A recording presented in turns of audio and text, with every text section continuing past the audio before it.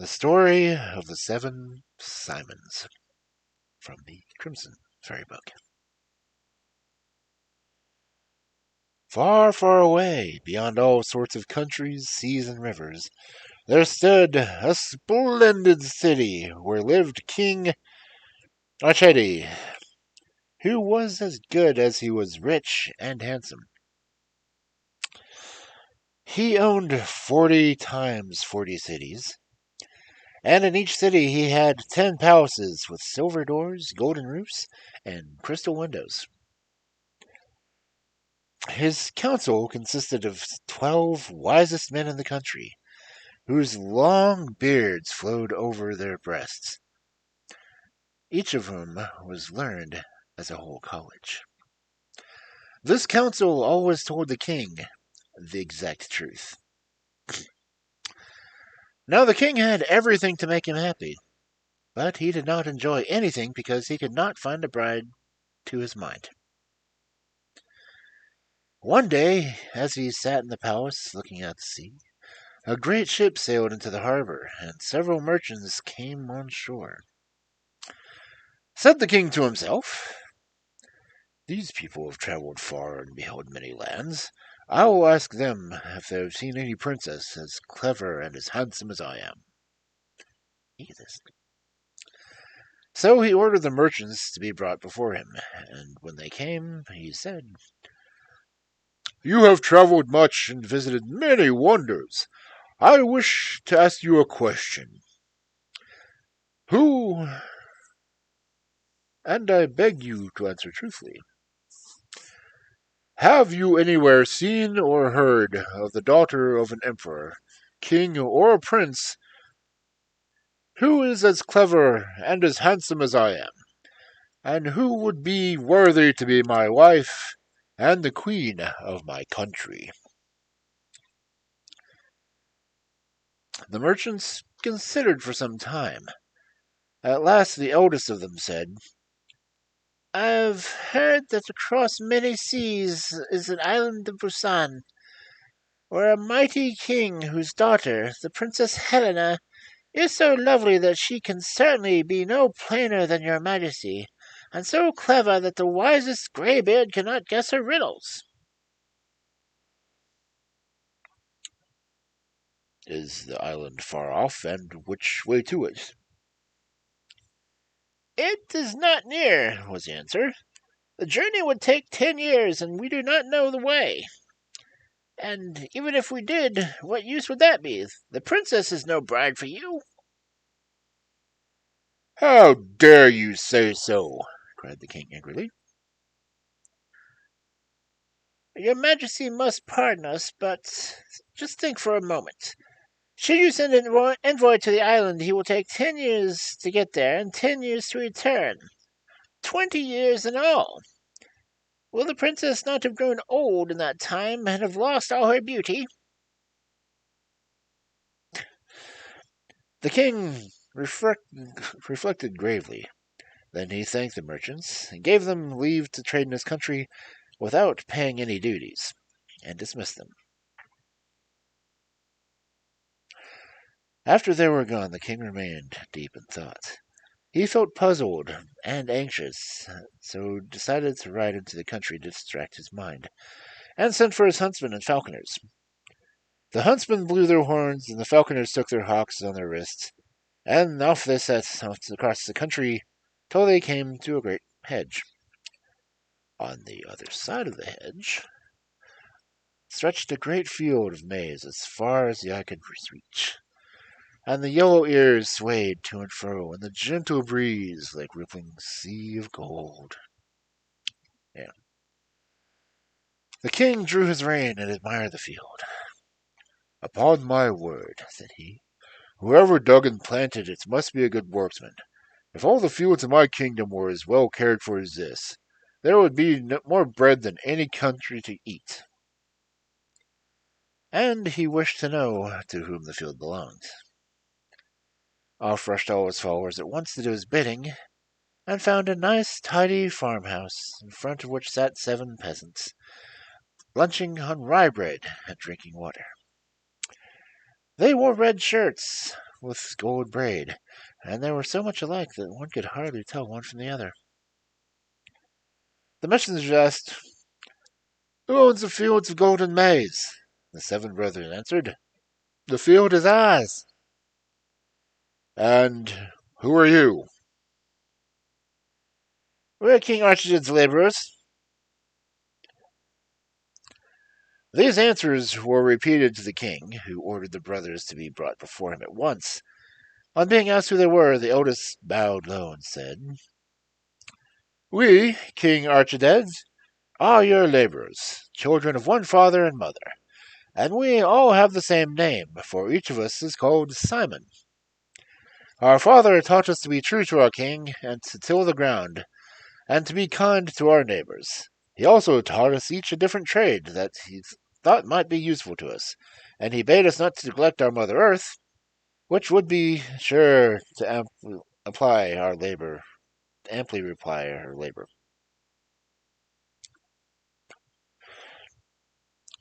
Yes, be good to Mother Earth."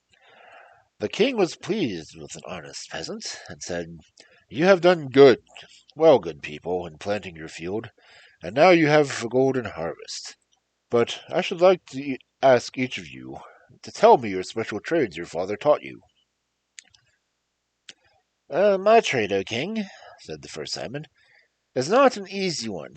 If you will give me some workmen and some materials, I will build you a great white pillar that shall reach above the clouds." "Very good," replied the king. "And you, Simon the second, what is your trade?" "Mine, your majesty, needs no great cleverness. When my brother has built a pillar, I can mount it, and from the top, as far as the clouds, I can tell you what is happening in every country under the sun." "Good," said the king. "And Simon the third?" "My work is very simple, sire. You have many ships built by learned men, with all sorts of new and clever improvements. If you wish, I will build you quite a simple boat. 1, 2, 3, and it's done. But my plain little homemade ship is not grand enough for a king. Where other ships take a year, mine can make the voyage in a day. And where there would require 10 years, mine will go the distance in a week." "Good," said the king again. "And what has Simon the fourth learned?" "My trade, O king, is really of no importance. Should my brother build you a ship and let it embark in it, if we should be pursued by an enemy, I can seize our boat by the prow and sink it to the bottom of the sea. When the enemy has sailed off, I can draw it up again to the top." "That is very clever of you," answered the king.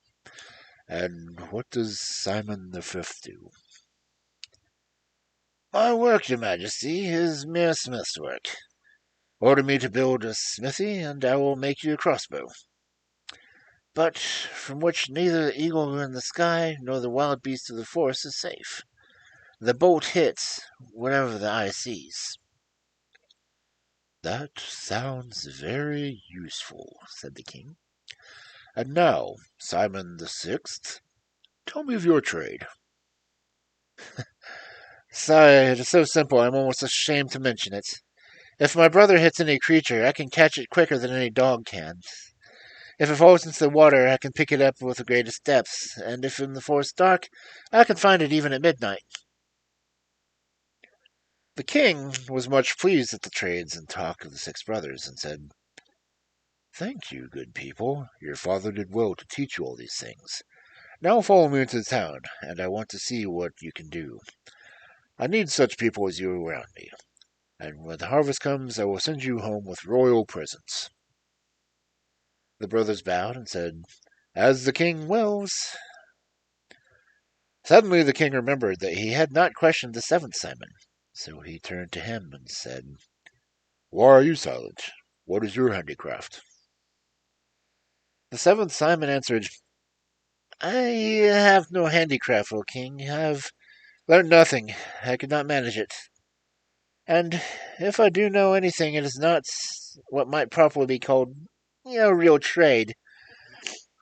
It's rather sort of a performance, but as one of no one, not even the king himself, must watch me doing. And I doubt whether the performance of mine would please your majesty. Come, come, cried the king. I will have no excuses. What is this trade? First, sire, give me your royal word that you will not kill me when I have told you. Then you shall hear. So be it then. I give you my royal word. Then the seventh Simon stepped back a little, cleared his throat, and said, My trade, King Archedge, is of such kind that the man who follows it in your kingdom generally loses his life and has no hope for pardon. There's only one thing I can really do well, and that is steal and to hide the smallest scrap of anything I've stolen. Not the deepest vault, even if its lock were enchanted, could prevent my stealing anything from it that I wish to have. When the king heard this, he fell into a passion. I will not pardon you, you rascal, cried. I will shut you up in my deepest dungeon on bread and water till you have forgiven such a trade. Indeed, it would be better to have you put to death at once. I have a good mind to do so.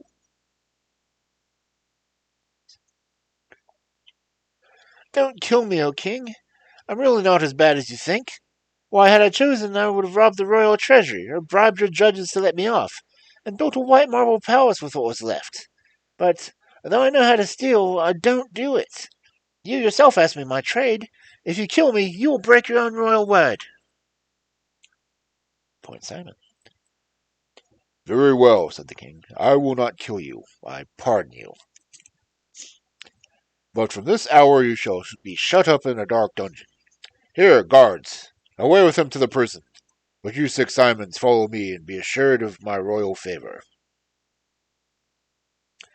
So, the 6 Simons followed the king. The 7th Simon was seized by the guards, who put him in chains and threw him in prison, with only bread and water for food. The next day the king gave the 1st Simon carpenters, masons, and smiths, and laborers, with great stores of iron, mortar, and the like. The Simon began to build. He built his great white pillar far, far up into the clouds, as high as the nearest stars. But the other stars were higher still.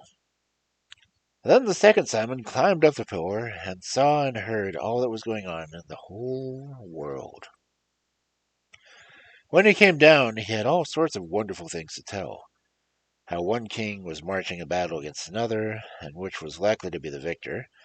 How in another place great rejoicings were going on, while in a third people were dying of famine. In fact, there was not the smallest event going on over the world that was hidden from him. Next, the 3rd Simon began. He stretched out his arms once, twice, and thrice, and the wonder ship was ready. At a sign from the king, it was launched and proudly floated safely like a bird on the waves. Instead of ropes, it had wires for rigging, and musicians played on them with fiddle bows and made lovely music.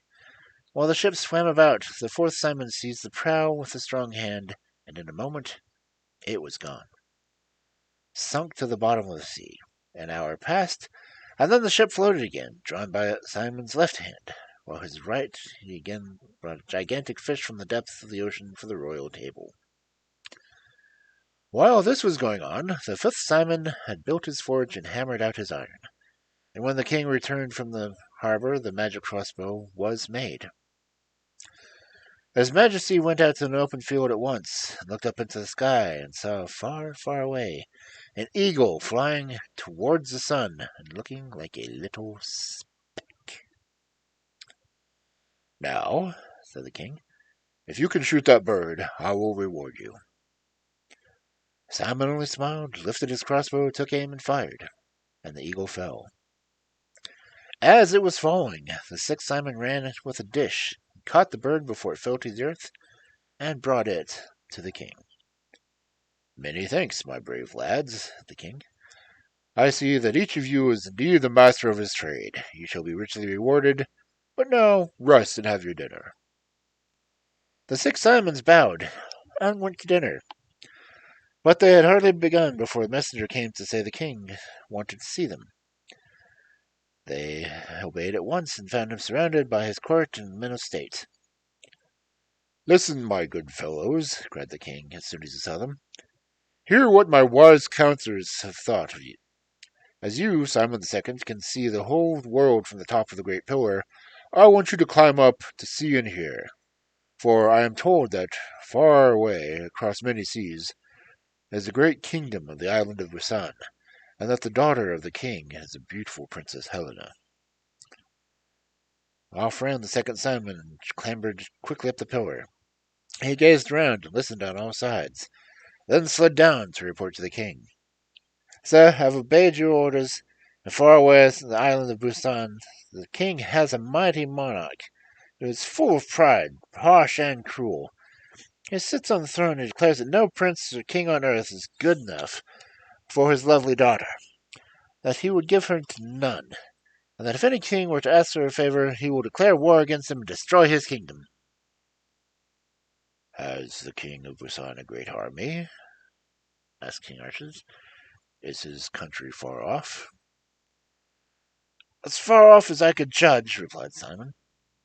It would take you nearly 10 years in fair weather to sail there. But if the weather were stormy, it might be closer to 12.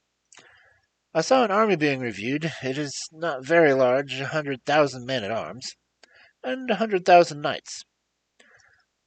Besides, then, he has a strong bodyguard and a good many crossbowmen. Altogether, you may say another 100 or it's picked up a body of heroes just in reserves for the special occasions that might require particular courage. Wow. The king sat for some time, lost in thought. At last he said to the nobles and the courtiers standing round, I am determined to marry the Princess Helena, but how shall I do it? The nobles and courtiers and counselors said nothing, but tried to hide behind each other. Then the 3rd Simon said, Pardon me, Your Majesty, if I may offer my advice. You wish to go to the island of Busan. What can be easier? In my ship you will get there in a week instead of 10 years. But ask your council to advise you on what to do when you arrive. In one word, whether you will win the princess peacefully or by war. But the wise men were silent as ever. The king frowned and was about to say something sharp when the court fool pushed his way to the front and said, Dear me, what are all you clever people so puzzled about? The matter's quite clear. It seems it will not take long to reach the island. Why not send the 7th Simon? He will steal the fair maiden fast enough, and then the king, her father, may consider how to be going about bringing his army over here. It will take him 10 years to do so, no less. What do you think of my plan? What do I think? Why, that your idea is capital, and you shall be rewarded for it. Come, guards, hurry as fast as you can, and bring the 7th Simon before me. Not many minutes later, Simon the 7th stood before the king, who explained to him what he wished done, and also to steal for the benefit of the king and country was by no means a wrong thing, though it was very wrong to steal for his own advantage. The youngest Simon, who looked very pale and hungry, only nodded his head. Come, said the king, tell me truly, do you think you could steal the Princess Helena?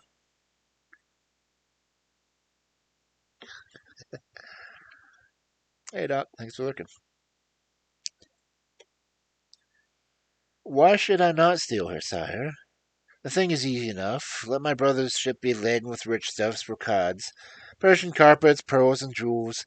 Send me on the ship, and give me my 4 middle brothers for companions, and keep the 2 others as hostages. When the king heard these words, his heart became filled with longing, and he ordered all to be done as Simon wished. Everyone ran about to do his bidding, and next to no time, the wonder ship was laden and ready to start.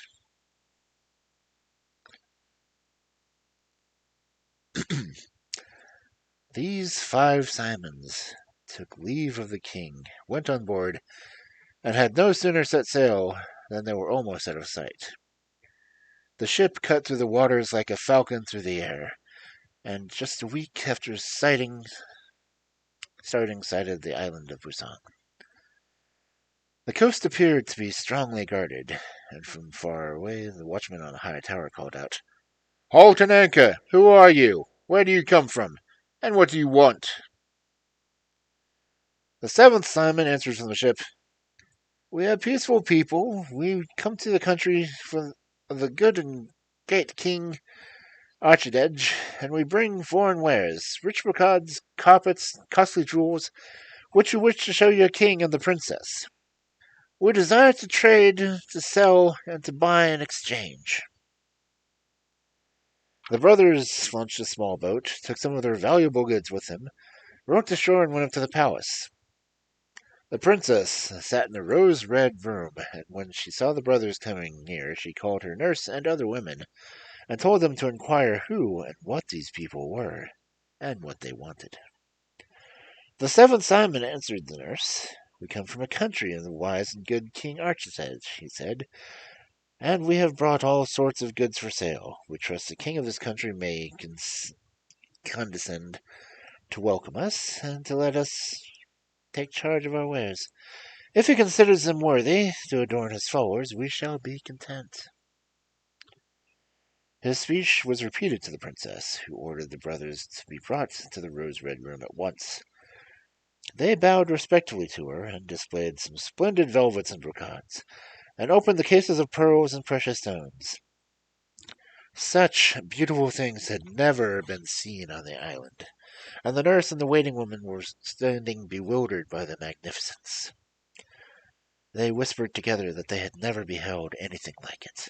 The princess, too, saw and wondered, and her eyes were not weary at looking at the lovely things, or her fingers of stroking the soft, rich stuffs, and of holding up the sparkling jewels to the light. "Fairest of princesses," said Simon, "be pleased to order your waiting maids to accept the silks and brocades and velvets, and let your women turn their head dresses with the jewels. They are no special treasures, but permit me to say that they are nothing to the colored tapestries, the gorgeous stones, and the ropes of pearls on our ship. We did not like to bring more with us, not knowing what a royal taste might be. But if it seems good to you to honor our ship as a visit, you might condescend to choose such things as you were pleasing to your eyes." This polite speech pleased the princess very much.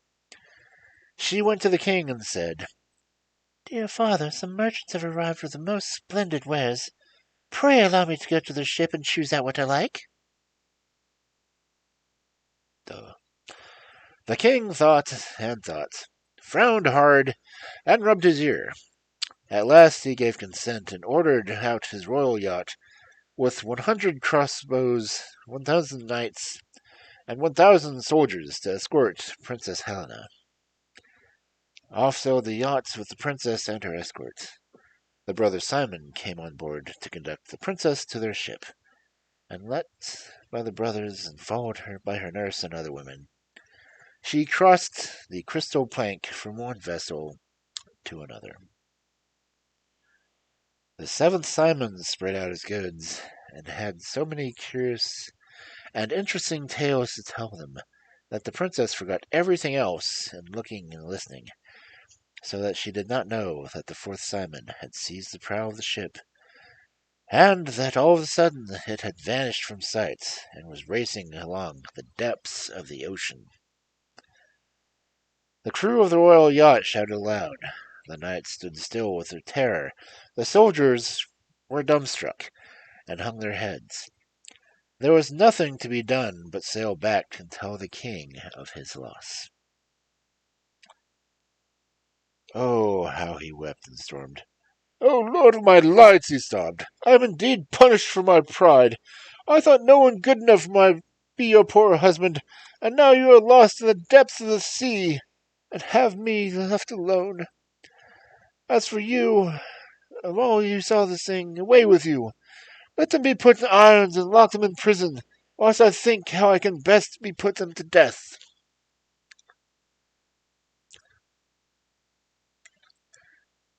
Whilst the king of Usan was raging and lamenting in this fashion, Simon's ship was swimming like a fish under the sea, and while the island was well out of sight, he brought it up to the surface again, and that moment the princess recollected herself. Yes, she said, we have been gazing at these wonders only for too long. I hope my father won't be vexed at our delay. She tore herself away and stepped on deck. Neither the yacht nor the island was in sight. Helena wrung her hands and beat her breast. Then she changed herself into a white swan and flew off. But the fifth Simon seized his bow and shot the swan, and the sixth Simon did not let her fall into the water, but caught it in the ship, and the swan turned into a silver fish. But Simon lost no time and caught the fish. Then, quick as thought, the fish turned into a black mouse and ran about the ship. It darted towards a hole, but before it could reach it, Simon sprang upon it more swiftly than any cat. And then the little mouse turned once more into the beautiful Princess Helena. Early one morning, King Archibald sat thoughtfully at the window gazing out to sea. His heart was sad, and he would neither eat nor drink. His thoughts were full of the Princess Helena, who he had yet to actually see, who was as lovely as a dream. Is that white gull he sees flying towards the shore, or is it a sail? No, it is a gull. It is a wonder ship flying along, with billowing sails. The flags wave, the fiddlers play, and the wire rigging, the anchor is thrown out, and the crystal plank laid from ship to pier. The lovely Helena steps across the plank. She shines like the sun, and the stars in heaven seem to sparkle in her eyes. Up sprang King Archidej in haste. Hurry, hurry, he cried. Let us hasten to meet her. Let the bugles sound and the joy bells ring.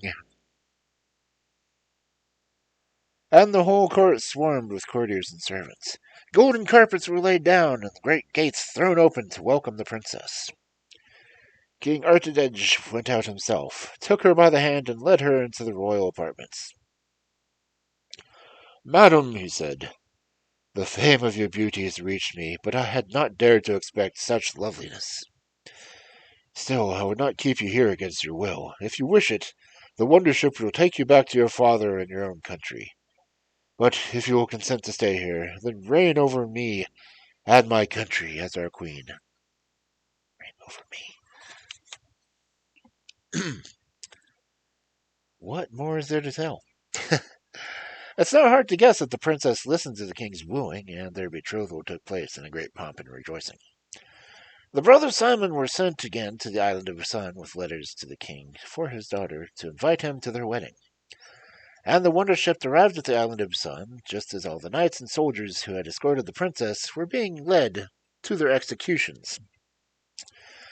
The seventh Simon cried out from the ship, Stop! Stop! We bring a letter from Princess Helena! The king of Usan read the letter over and over again, and ordered the knights and soldiers to be set free. He entertained King Archidej's ambassadors hospitably, and sent his blessing to his daughter, but he could not be brought to attend the wedding. When the wonder ship got home, King Archidej and Princess Helena were enchanted with the news it brought. The king sent for the seven Simons. 1,000 thanks to you, my brave fellows, he cried. Take what gold, silver, and precious stones you will out of my treasury. Tell me if there's anything else you wish for, and I will give it to you, my good friends. Do you wish to be made nobles, or to govern towns? Only speak. The eldest Simon bowed and said, We are plain folk, your majesty, and understand simple things best. What figures should be cut as nobles or governors? Nor do we desire gold. We have our fields which give us food, and as much money as we need. If you wish to reward us, then grant that our land be free of taxes. And your goodness pardon the seventh Simon. He is not the first who has been a thief by trade, and he will certainly not be the last. So be it, said the king. Your land shall be free of all taxes, and Simon the Seventh is pardoned. When the king gave each brother a goblet of wine and invited them to the wedding feast. And what a feast it was, let me tell you.